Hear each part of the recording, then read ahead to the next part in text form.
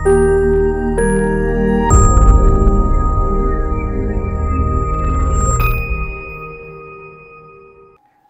నేను మీ doctor Deepak Koppaka, senior consultant medical oncologist, Kaizen hematology oncology network, Hyderabad.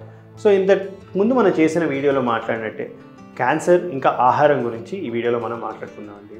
ఎటువంటి ఆహారం తీసుకుంటే మనం క్యాన్సర్ బారిన పడకుండా ఉంటాం, వీటన్నిటికంటే ముందు అసలు బేసిక్స్ డైట్ న్యూట్రిషన్ గురించి మాట్లాడుకుందాం.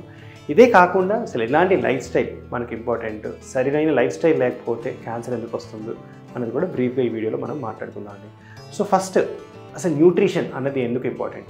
న్యూట్రిషన్ అనేది బాడీ ఎదుగుదలకి చాలా అవసరం. ఈ న్యూట్రిషన్ కరెక్ట్గా తీసుకుంటే చాలా రోగాల నుంచి మనం కాపాడుకోవచ్చు.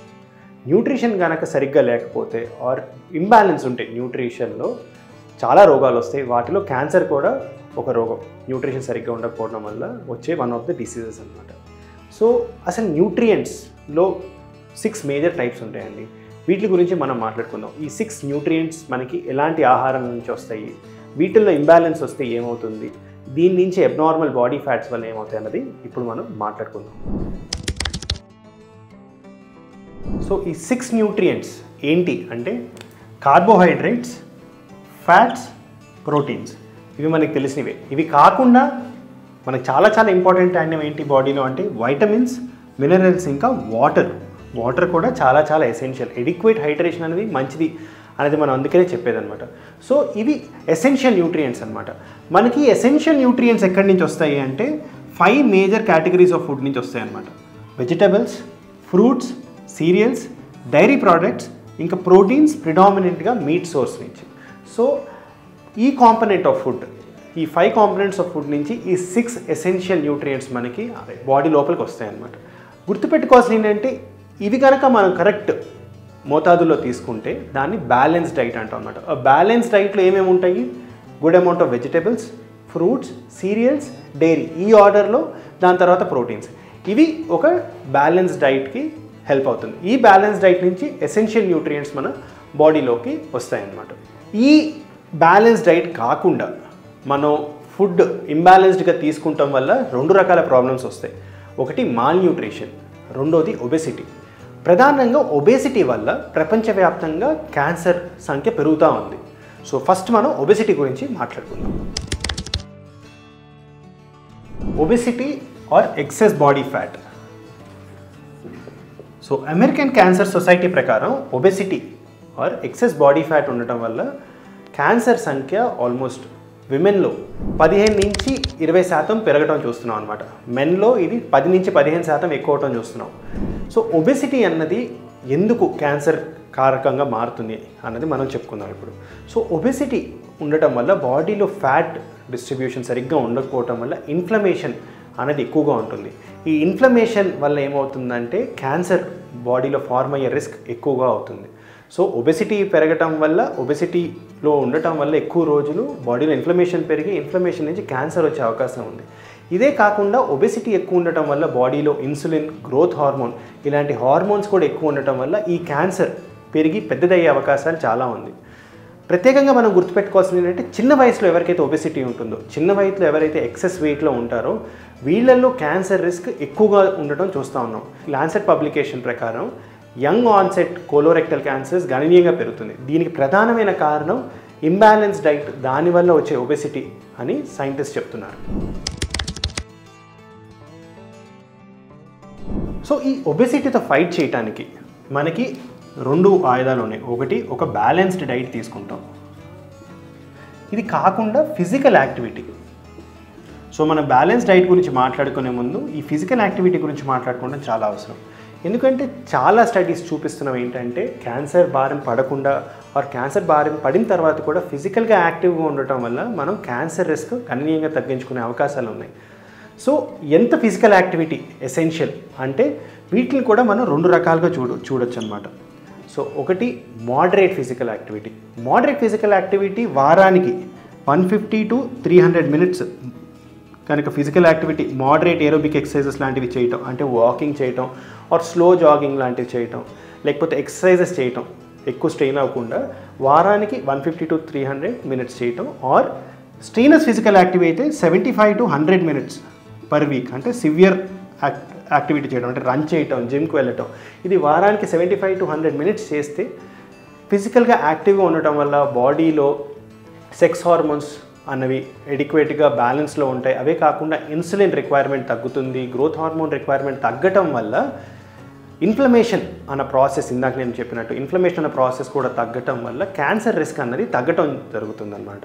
ఇవే కాకుండా ఎవరైతే పేషెంట్స్ ఇంతకుముందు నేను చెప్పానో క్యాన్సర్ బారిన పడిన పేషెంట్స్ యోగా, ఫిజికల్ యాక్టివిటీ చేయటం వల్ల చాలా అమెరికన్ స్టడీస్ చూపిస్తున్నవి ఏంటి అంటే క్యాన్సర్ రిస్క్ కూడా వీళ్ళలో గణనీయంగా తగ్గటం జరుగుతుందన్నమాట.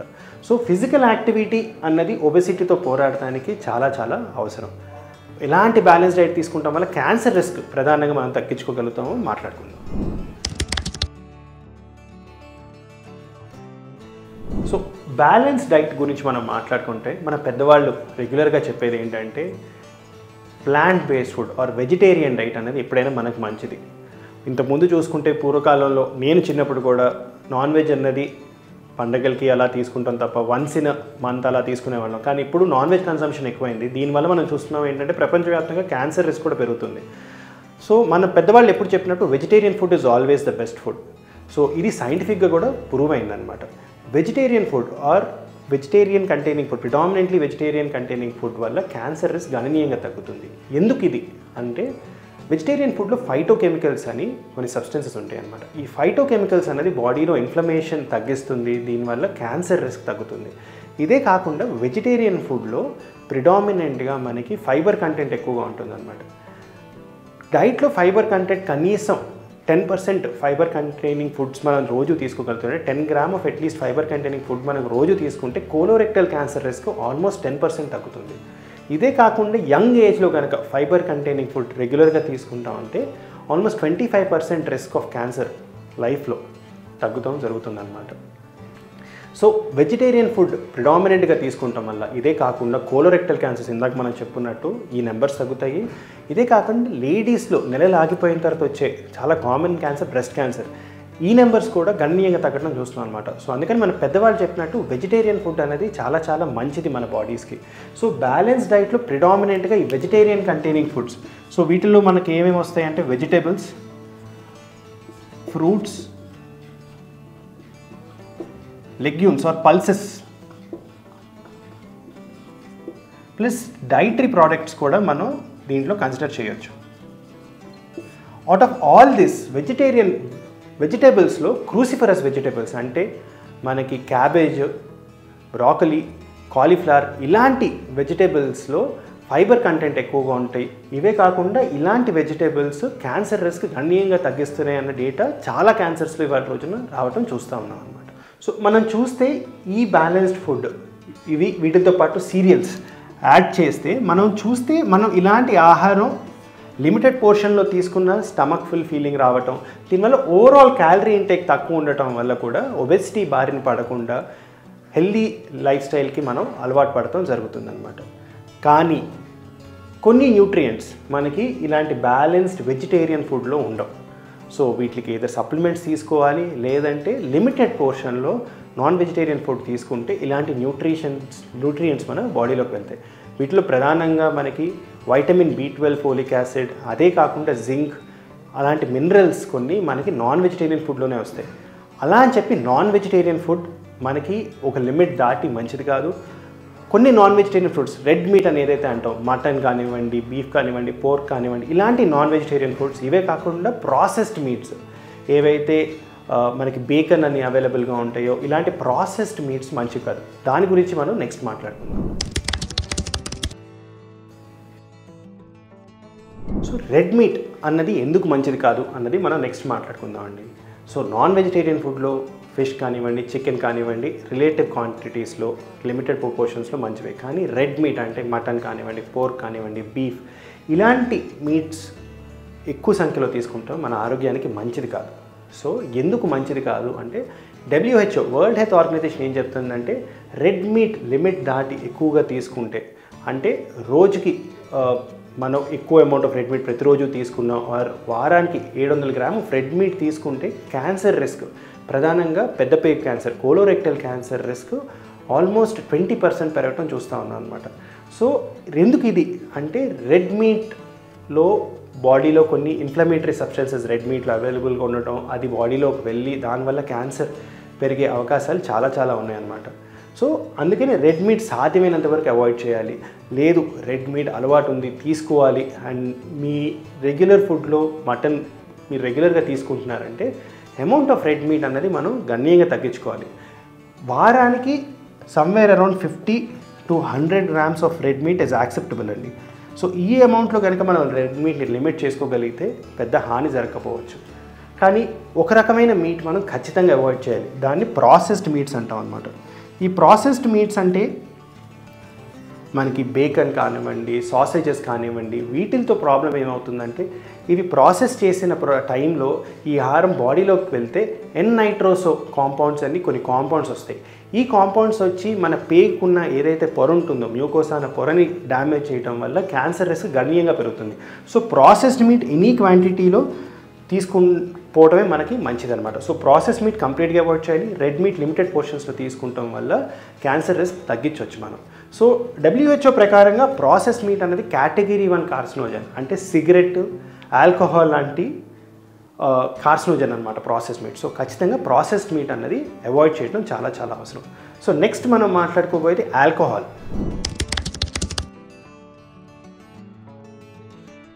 సో ఆల్కహాల్ కన్సంప్షన్ గురించి మనం మాట్లాడుకుంటే అందరు చెప్తూ ఉంటారు అనమాట, మోడరేట్ అమౌంట్ ఆఫ్ ఆల్కహాల్ తీసుకుంటే మంచిది, హార్ట్కి మంచిది, దానివల్ల కొలెస్ట్రాల్ బెటర్ కొలెస్ట్రాల్ పెరుగుతుంది, వైన్ తీసుకుంటే మంచిది.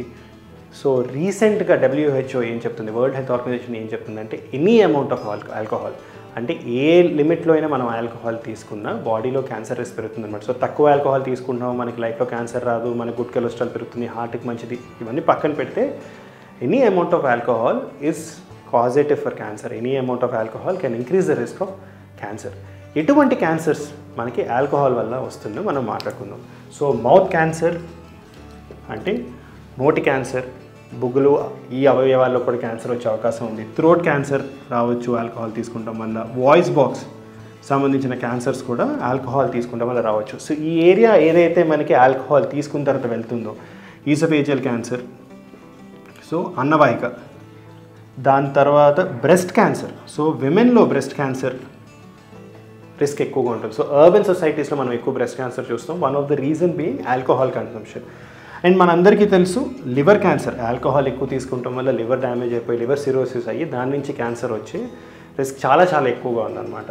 ఇదే కాకుండా పెద్ద పేగు కోలోరెక్టల్ క్యాన్సర్స్ కూడా ఆల్కహాల్ వల్ల వచ్చే అవకాశం ఉన్నాయి. సో ఈ 7 రకాల క్యాన్సర్స్ WHO చెప్తుంది, ఈ 7 రకాల క్యాన్సర్స్ ఆల్కహాల్ కన్సంప్షన్ వల్ల రిస్క్ వీటిల్లో గణనీయంగా పెరుగుతుందన్నమాట. సో ఈ క్యాన్సర్స్ ప్రిడామినెంట్గా ఏ దారిలో అయితే ఆల్కహాల్ మనం సిప్ చేసిన తర్వాత బాడీ లోపలికి వెళ్తాయో ఆ భాగాలకి ఈ ఎక్స్పోజర్ వల్ల ఆ లైనింగ్ డ్యామేజ్ అయ్యి క్యాన్సర్ రిస్క్ పెరుగుతుంది. లివర్ కోలోరెక్టల్ క్యాన్సర్ ఏమవుతుంది అంటే ఒకసారి ఆల్కహాల్ బాడీ లోపల వెళ్తే ఈ అవయవాల్లో ప్రాసెస్ అయ్యి బాడీ నుంచి ఎక్స్క్రీట్ అవ్వటం వల్ల ఈ ఆర్గన్స్కి కూడా క్యాన్సర్ రిస్క్ గణనీయంగా పెరుగుతుంది. బ్రెస్ట్ క్యాన్సర్ ఆల్కహాల్ వల్ల ఎందుకు పెరుగుతుంది అనేది సైంటిఫిక్ రీజన్స్ ఇంకా క్లియర్గా లేవు. So there are multiple reasons. ఏమవుతుందంటే బ్రెస్ట్ క్యాన్సర్ పేషెంట్స్లో ఆల్కహాల్ ఎక్కువ తీసుకుంటాం వల్ల హార్మోన్ ఇంబ్యాలెన్సెస్ వచ్చి క్యాన్సర్ రిస్క్ పెరుగుతుందని ఒక హైపోథసిస్ ఉంది. కానీ బ్రెస్ట్ క్యాన్సర్కి ఆల్కహాల్కి ఎగ్జాక్ట్ రిలేషన్ తెలియదు మనకి. ఇది కాకుండా ఇందాక నేను మీకు చెప్పినట్టు moderate alcohol intake or red wine ఎక్కువ తీసుకుంటే ఆ క్యాన్సర్ రాదు ఆర్ హార్ట్కి మంచిది అన్నది అపోహే. కానీ ఒకటి గుర్తుపెట్టుకోవాల్సింది బింజ్ డ్రింకింగ్ అంటే ఒకటేసారి 4 pegs or 5 pegs of alcohol ఒకటేసారి తీసుకుంటాం వల్ల క్యాన్సర్ రిస్క్ గణనీయంగా పెరుగుతుంది అనమాట. So excess amount of alcohol, binge drinking ఏదైతే అంటామో, షార్ట్ డ్యూరేషన్లో ఎక్కువ ఆల్కహాల్ తీసుకుంటారో అంటే వారంలో 4 రోజులు 5 రోజులు అమౌంట్ ఆఫ్ ఆల్కహాల్ తీసుకుంటాం, వారు తీసుకున్నప్పుడు కూడా 4-5 పెగ్స్ ఒకటేసారి తీసుకుంటాం వల్ల క్యాన్సర్ రిస్క్ చాలా చాలా చాలా ఎక్కువ అవుతుంది. ఎందుకంటే ఆ టైంలో ఎక్స్పోజర్ ఈ ఆల్కహాల్ ఈ ఆర్గన్స్కి ఎక్కువ ఉండటం, బాడీ కూడా దీన్ని ప్రాసెస్ చేయడానికి కష్టపడటం వల్ల ఇన్ఫ్లమేషన్ బాడీలో ఎక్కువ అవటం వల్ల క్యాన్సర్ రిస్క్ చాలా చాలా ఎక్కువ అవుతుంది. సో ఆల్కహాల్ తీసుకున్న చాలా లిమిటెడ్గా తీసుకోవాలి అండ్ బింజ్ డ్రింకింగ్కి మాత్రం చాలా చాలా చాలా దూరంగా ఉండాలి. సో నెక్స్ట్ మనం మాట్లాడుకోవాల్సింది ఫారెన్ బాడీస్ లైక్ ఆల్కహాల్ ఇలాంటి వాటి వల్ల క్యాన్సర్ పెరుగుతుంది. సరే వీటిలన్నింటినీ తగ్గించుకోవడానికి dietary supplements or vitamin supplements తీసుకుంటాం వల్ల క్యాన్సర్ రిస్క్ తగ్గుతుందా?